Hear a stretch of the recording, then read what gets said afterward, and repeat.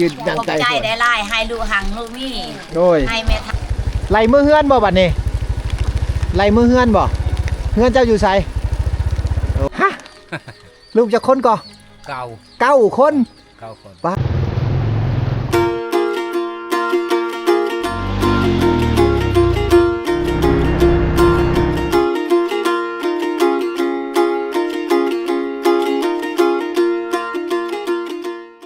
นี่คือบ้านถ่าแดงพี่น้อง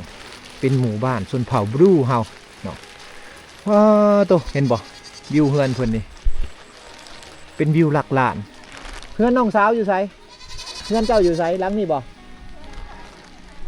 อยู่ในพุ่นโอ้โดยเอา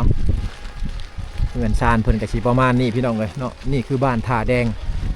หมู่บ้านถ่าแดงนี่เป็นหมู่บ้านชนเผ่าบลูอยู่ตามเลี่ยงหุบเขาที่จะไปจุดซุมละโกพี่น้องเนาะน้องตัวนี้เมื่อก่อนมันจะเป็นคุมระเบิดเนาะแต่ว่าชาวบ้านเขาจะมาขุดพี่น้องขุดออกแล้วก็เลี้ยงปลาได้ไปเนาะแต่ก่อนเป็นคุมระเบิดคุมบอมที่ว่าแต่สมัยสงครามโฮจิมินห์พอแหละอยู่ทางเขตนี้จะมีหลายคุมบอมเนาะโอ้อันนี้คือปวกทั้งปวกนี่เขาเจ้าจะเอามาแต่ให้เอามาแล้วเขาจะเอามาเกลือปลาเขาพี่น้องทางบ้านเขาต้องซื้อหัวอาหารเกลือแต่ว่าทางนี้นี่เขาจะเอาหางปวกเนี่ยฟันลงเลยฟันลงเกลือเลยโอ้หมู่บ้านพวกนี้คักขนาดเลยพี่น้องเนาะอยู่เรียบตามภูผาป่าไม้คือว่าอุดมสมบูรณ์เนาะเป็นหมู่บ้านที่ว่ามีไฟฟ้าแต่บ่มีสัญญาณโทรศัพท์บ่มีน้ำประปาแต่ว่ามีน้ำลิ้นไว้ใช้พี่น้องเนาะนี่วิวลักล้านหมู่บ้านวิวลักล้านยอมหับเลยสบายดีไอ้บันชวน โอ้เงินซานบ่ได้ไปให้ไปสวนเนาะฝนตกเฮ็ดให้ปลูกเขาแต่ว่าฝนตกเนาะบ่ได้ไปเนาะบ่ได้ไปไปบ่ได้ปลูกเข้าบ่ได้ฝนตกโดยหุดเข่าบ่ได้ฝนตกพี่น้องเพิ่นว่า เขาถ่ายทำหมู่บ้านไหนเด้อโดยโอ้ทางนาสังเกตเนาะ อยู่ในผู้โอ้อันใดสิเข้าไปในได้เนาะบ้านนี้เบิ่งย่างอ้อมไปเบิ่งพุ่นแหละพี่น้องช่วงฤดูฝนแถวเขตนี่ก็อยากอันนั้นแน่พี่น้องอยากเปื้อนแน่เนาะเพราะว่าน้ำมันตกตลอดฝนตกตลอดพี่น้องเลยเนาะทางหมู่บ้านมันก็อยากเปื้อนแน่แต่ว่าช่วงแรงโอ้สะอาดได้บ้านเพิ่นสะอาดกว่าอยู่ในเมืองอีก บ้านเพิ่นนี่ถ้าถึกช่วงแรงหนทางรถไถเข่าเขตให้ทางไกลเฮือนนี่เป้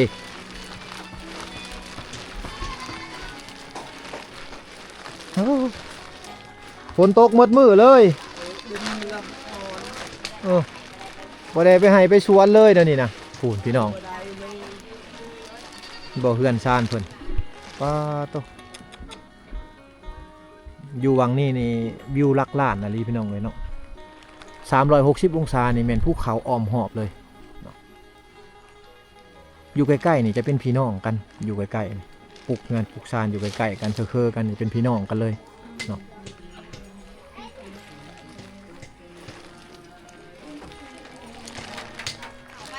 โอ้บ่เป็นยังไหมเอ้ยขอบมุกขอบใจหลายๆคุณชวนกินข้าวพี่น้องยันลูก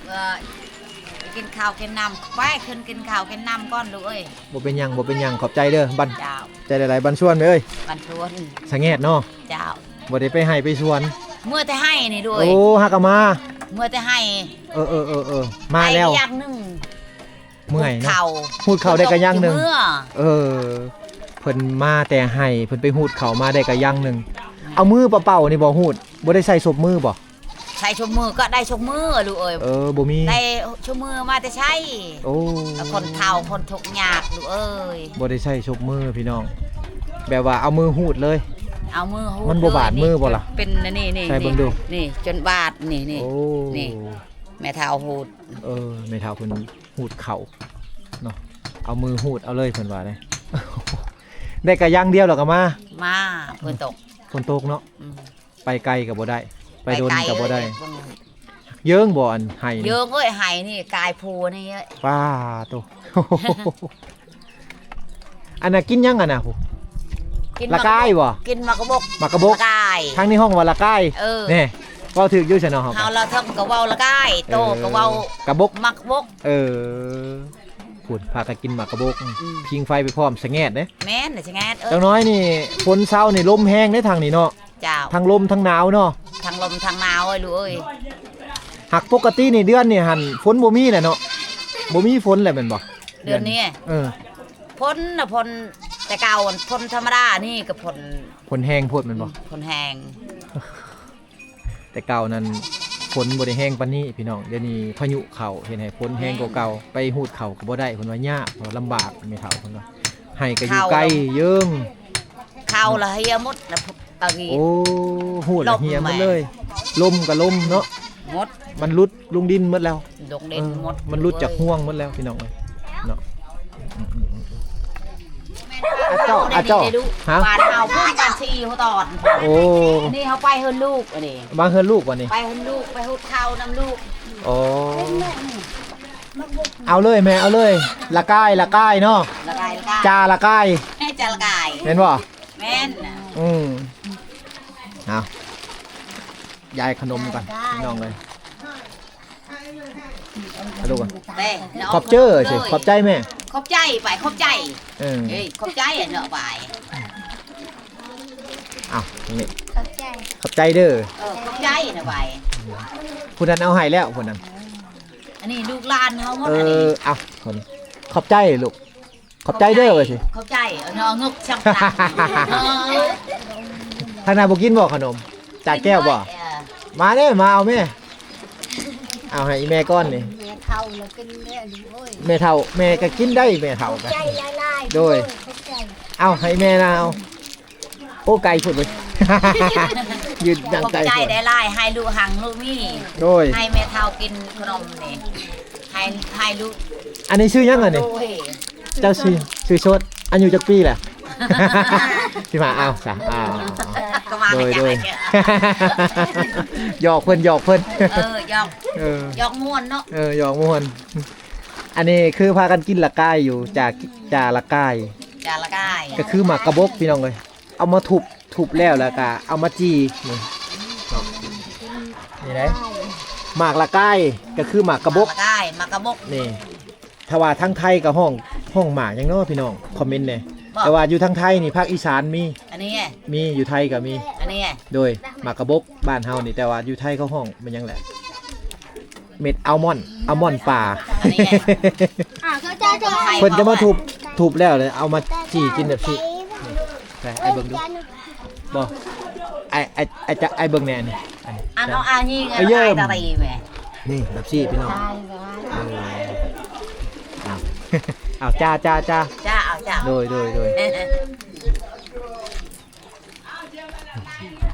จ้า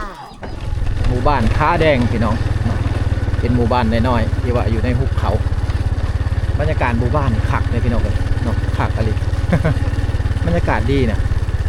โอ้ตัวเขาเจ้าอยู่ตามหุบเขาเลยเลยเนาะเราเรียบตามหุบเขาไปจะเป็นอันนั้นเลยเพื่อนเขาเจ้าเลย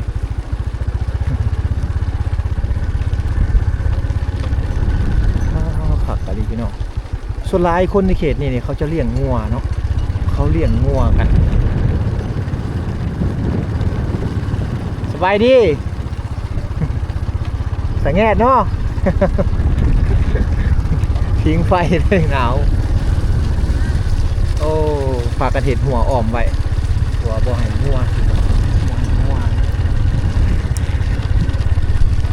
บ่ให้งัวออกจากไห่จากสวนเนาะนี่อ้อมไว้เลยจังซี่เลยนะเขาขายได้พี่น้องเขาขายงัวแล้วก็เขาหาเงินมาได้แล้วเขาก็เอางัวมาขายเนาะงัวควายขายหลังจากขายงัวขายควายแล้วกันเขาก็เอามาเฮ็ดเฮือนเฮ็ดซ่านพี่น้องเป็นหมู่บ้านที่ว่าบ่ใหญ่แต่ว่าเป็นหมู่บ้านที่ว่าพอมีพออยู่พอกินในการเฮ็ดงัวเฮ็ดเลี้ยงงัวเลี้ยงควายพี่น้องสบายดีพ่อเอ้ย เอาไปได้อยู่บ่นี่จะเข้าไปหาดิจอดรถกันไป ตึ้งหมู่บ้านท่าแดงพี่น้องเลยเป็นหมู่บ้านที่ว่าอยู่ในหุบเขาเนาะหมู่บ้านที่บ่ใหญ่บ้านนี้เป็นบ้านที่ว่าบ่ใหญ่บ้านในหุบเขาเลยสบายดีบันชวนอีพอโอ้เห็ดหยังกินกำลังเห็ดชิลเลอร์โอ้เขาขึ้นไปในเด้อขึ้นเฮือนขึ้นซานในเด้อโดยเอานี่คือเฮือนซานของคนในชนเผ่าเฮาเนาะวางเพิ่นอยู่นี่จะเป็นเฮือนครัววางแต่งอยู่ครัวกินวางนี้จะเป็นเฮือนหลังใหญ่เอาไว้นอนเนาะครอบครัวนอนอยู่นี่แล้ววางนี่ก็ไว้แต่งอยู่ครัวกินเฮือนครัวเพิ่นวางนั่งกินข้าวกับครอบครัวกันอยู่นี่พี่น้องเลยเฮือนซานเพิ่นนี่จะเป็นแบบนี้เลยเนาะเห็ดเกยออกมาเวลาเราจะขึ้นเฮือนขึ้นซานเพิ่นนี้ต้องได้ขออนุญาตเพิ่นก่อนถ้าว่าเจ้าของเฮือนนี่ขึ้นก็ขึ้นพี่น้องนี่เวลาเอาขึ้นไปนี่เฮือนเพิ่นจะมีไม้กับสิเนาะเอาไว้จับขึ้นยันตก ถ้าบ้านเฮากับบ่มีบ้านเฮาจะห้องหยังวะไม้ค้ำ บันชวนโอ้สบายดีอยู่ดีมีแห้งพอเอ้ยเอาเห็ดหยังกินจ่าพี่เลอจ่ายัง หอย จ่ากะรอ เออ จ่ากะรอคือว่ากินหอยโอ้ลูกหลานอยู่กับลูกกับหลานบ่อาเจ้าจะบ่นี่ ลูกเจ้า เออ โอ้ลูกจะคนแล้วนี่ เก่า ฮะลูกจะคนก่อ เก่า 9 คน เก่าคน ป้าเดี๋ยวนี้เจ้าอายุจักปีล่ะ โอ้50 60เลย 60 ปีแล้วเมียได้อายุจักปี 40 เมีย40ลูก9 คนพี่น้องป้าถ่ายปีหัวปีอันนี้ ดุนแล้ว ลูกใหญ่เป็นบ่าวเป็นสาวแล้วติ โอ้บาวแล้ว เอาผัวเอาเมียแล้ว บ่ โอ้ ไปชวันแล้วไปเท ไปเฮ็ดเวียก ไปเท ไปเฮ็ดเวียกอันนี้คือลูกผู้น้อยอยู่เพื่อนนี่เอาขนมมาฝากจากแก้ว โอ้ยอันนี้บ้านนี่บ้านแกงกันนี่โอ้ย เออ โอ้ยกอก กกฮะ กอก ป้าลูก9 คนพี่น้องหักใหญ่เลยได้เอาให้ลูกให้หลานหน่อยเด้อ เอา ปั่นกัน เขา เฮียให้เจ้าอันนี้ปันกัน ยังจักคนอยู่นำเจ้านี่ ไร เจ้ายังจักคนอยู่เฮือนนี่ยังจักคน เอาห้า ยังเหลือหาคน เอาห้า โอ้4 คนแล้วไปเฮ็ดเวียกแล้ว ไปเฮ็ดเวียก ใหญ่เป็นบ่าวเป็นสาวแล้ว แม่ โอ้ใหญ่เป็นบ่าวเป็นสาวแล้วไปเฮ็ดเวียกอยู่น้ำเพิ่นนี่ยังเหลือหาคนพี่น้องเลยลูกนี่มีน้ำมดนี่9 คน 9 คนเลย เก้าคน ผู้ชายจักคน ห้า ผู้ชาย5ผู้หญิง4ป๊าดโตถือว่าลูกหลานหลายดกนี่พอ60 ปีแหละแม่40ไหลเอาเลยพี่น้องเลยถ่ายปีหัวปีนะก็จะได้9 คน บ่มีงานนี่ บ่มีเงินเลี้ยงลูกแล้วเราว่า เยอะเข่า เข่ากับบ่มีแล้ว เข่าบ่มี เพราะว่าเดี๋ยวนี้ไปหูดเข่ากับบ่ได้นี่ฝนตกนี่ เขาพูดเนี่ยเป่าหนึ่ง จักมื้อกินเป่าหนึ่ง ว่าโอ้ฮอนช่องมือเอ้ยช่องมือชามือกี้ 2-3 มื้อหมดแล้ว หมด เอาลูกขอถ่ายทางในนี่เด้อ อ่า เอานี่คือเฮือนครัวเพิ่นพี่น้อง ยิ่งครัวเนี่ยไม่เฮา อืม ครัวมาแตกเนี่ยไม่เฮาครัว นี่คือเฮือนครัวเพิ่นวางแต่งอยู่พวกกินเพิ่นแบบซี่แหละนี่ตากเข่าอยู่ในพร้อมได้ อันโตเป็นหิ่งอยู่นั่นแม่นเพิ่นตากเข่าพี่น้อง ตากเข่าหิ่งอยู่นั่นนะเพิ่นเอาไปตากเข่าเพราะว่าฝนตกหลายๆเฮ็ดจังซี่แหละเข่าจึงแห้งตากแล้วก็ไปตำนี่โอ้เป็นเฮือนที่ว่าหลังบ่ใหญ่แต่ว่าอยู่นํกันประมาณเหลือเดี๋ยวนี้ไปแล้ว4 คนเนาะไปเฮ็ดเวียกเลยเหลือพ่อเหลือแม่6 7พอดี7 คนอยู่นํกันเนาะให้แม่นมาครบกะ9พอดี11 คนครอบครัวทั้งหมดเลย ลูกมาพร้อมกันอยู่บ่วุ่นอยู่บ่เขาว่าเขามานี่ อยู่นี่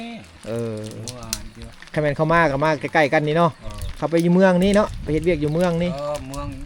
แท้ให้แท้นะ ไปขีดยาง เฮ็ดยาง ขีดยางให้กับคนจีน แม่น เอา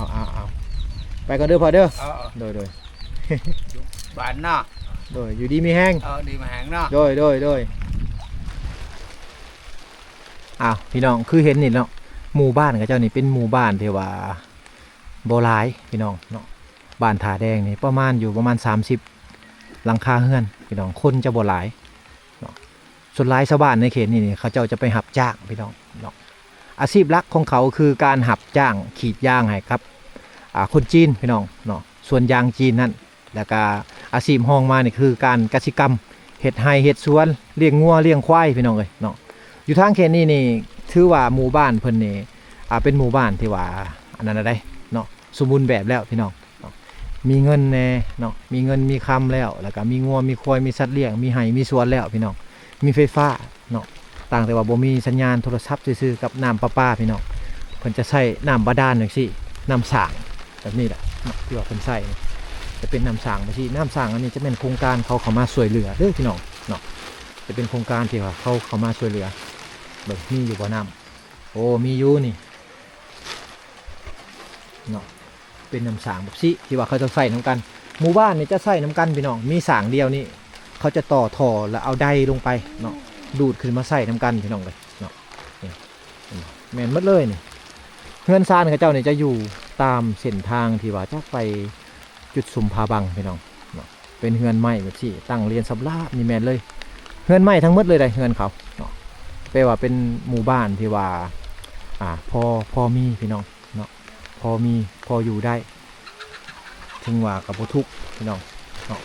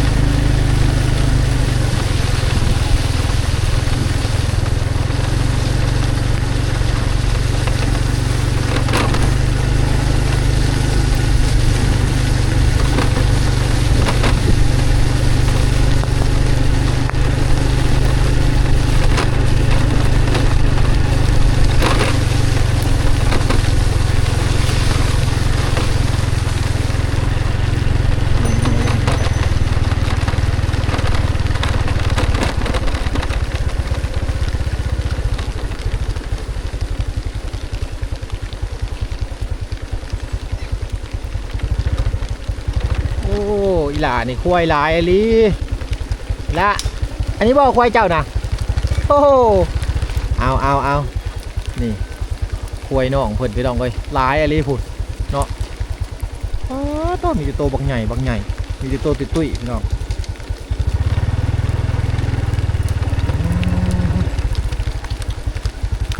ไล่มือเฮือนบ่บัดนี้ไล่มือเฮือนบ่เฮือนเจ้าอยู่ไสโอ้ไล่มือเฮือนพี่น้อง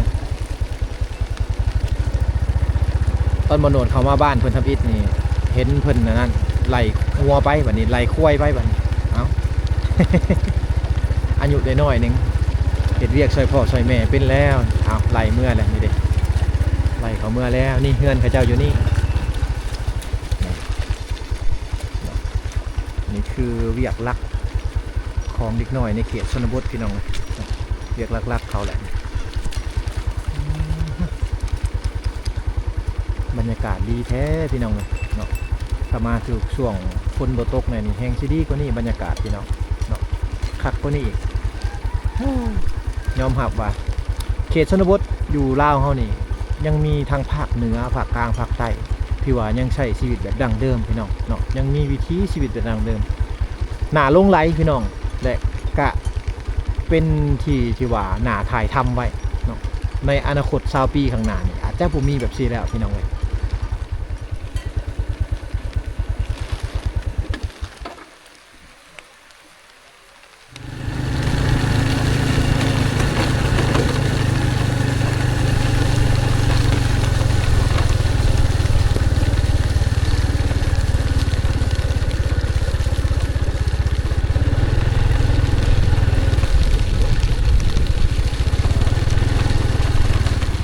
พี่น้องตอนนี้บ่าวโหนดเดินทางมาฮอดจุดชุมพาบังแหละพี่น้องเนาะจุดชุมพาบังนี่เป็นจุด หนึ่งที่ว่าน่าสนใจพี่น้องเอ้ยเพราะว่า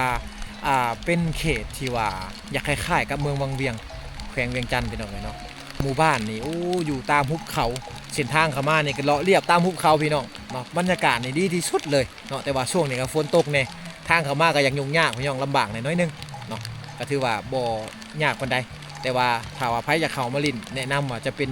ประมาณเดือน 3 เดือน 4พี่น้องเนาะพากันมาตั้งแคมป์ปิกนิกเอาเต็นท์มากางนอนช่วงนั้นก็โอเคอยู่พี่น้องน้ำจะใสเนาะบรรยากาศช่วงนั้นนี่จะบ่ร้อนปานใดได้พี่น้องอากาศจะเย็นแน่เนาะอากาศเย็นๆเนาะสามารถกางเต็นท์นอนได้เนาะเอานี่แหละพี่น้องเอ้ยจุดซุมพาบังก็สิมีประมาณนี้ที่ว่าบ่โนดมาแล้วก็ถ่ายทำตามถนนหนทางให้พ่อแม่พี่น้องได้เบิ่งเนาะก็ต้องขอบอกขอบใจและ